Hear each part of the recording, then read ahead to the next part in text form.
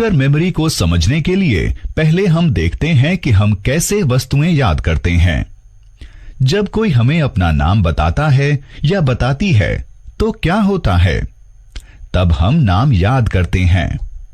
तो जब हम उसी व्यक्ति से अगली बार मिलते हैं तो हम उन्हें उनके नाम से बुलाते हैं। नाम कहां पर भंडारित होते हैं? ये हमारे मस्तिष्क की स्मृति में भंडार हो जाते हैं। जब भी हमें कुछ पता चलता है तो वह हमारी स्मृति में भंडार हो जाता है।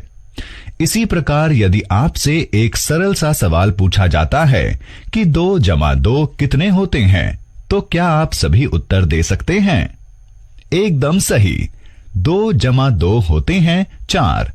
तो आपको कैसे पता चला? आपने अपने मस्तिष्क में गणना की, सही ना? इसी प्रकार कंप्यूटर को चीजों को याद करने की और कुछ गणना करने की और सरल प्रक्रिया करने की आवश्यकता होती है। इसे एक मेमोरी की आवश्यकता होती है। तो जहां पर कंप्यूटर आंकड़ों और प्रोग्राम को भंडारित करता है उसे कंप्यूटर की मेमोरी कहते हैं। कंप्यूटर में 2 प्रकार की मेमोरी होती है। ये होती है प्रारंभिक या मुख्य मेमोरी और द्वितीयक मेमोरी। अब मैं आपके लिए कंप्यूटर मेमोरी की व्याख्या करता हूं। मुख्य मेमोरी बहुत ही तेज होती है और इसे रैंडम एक्सेस मेमोरी अर्थात रैम कहते हैं। आंकड़े और निर्देश मुख्य मेमोरी में सहेजे जाते हैं, जहां से उन्हें सेंट्रल प्रोसेसिंग यूनिट सीपीयू परिणाम हासिल करने के लिए प्राप्त करता है। रैम वह मेमोरी होती है जिसमें सभी प्रोग्राम भंडारित होते हैं। कंप्यूटर की गति रैम पर निर्भर करती है। कैशे मेमोरी वह मेमोरी होती है जो रैम का हिस्सा होती है और प्रोसेसर के निकट होती है।